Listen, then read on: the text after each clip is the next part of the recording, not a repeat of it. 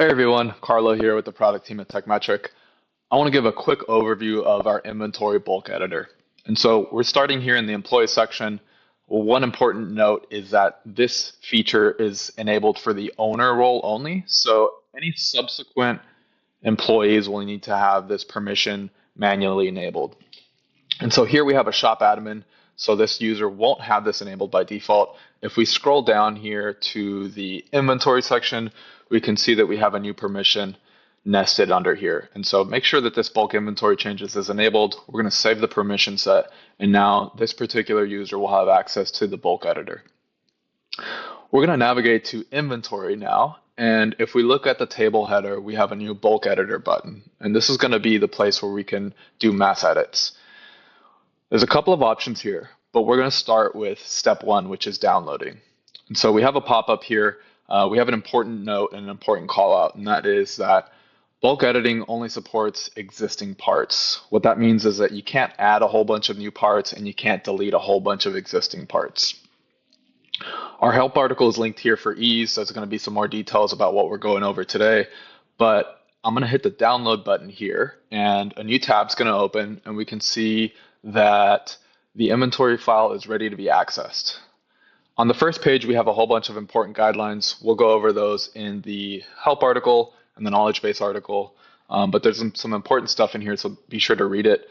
If we navigate over to the second tab, this is where all of the inventory data is going to live. And so for the purposes of this video, let's say we are doing a physical inventory count and we need to adjust some of the quantity in stock. Let's say we have 10 oil filters on hand.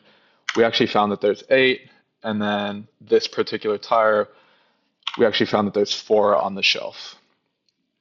And important for numbers, we have a MacBook here, so you're going to have to export this to the Excel file. This is the same download file. Make sure that this is not checked, and when you save this, it'll prompt you for a rename, let's say updated inventory file. And now we are ready to upload these changes back into TechMetric. And so if we go back to the inventory page, we have step 2, which is uploading the file. Again, we have the help article here that's going to have some more details. And my file selector is going to automatically open to where we saved. Let's select this file. And here is our final confirmation check. It tells us that we've modified 2 inventory parts here. It's giving us a chance to review these changes and make sure this is exactly what we want. There's no way to undo these changes. And when I select this checkbox and confirm, those changes are going to be initiated in the database. And we can go in here to the history, and we can actually see here the status, the time, and the employee who conducted this, as well as the original file, which is the file we first downloaded, and the updated file, which is going to be the file with all the changes initiated.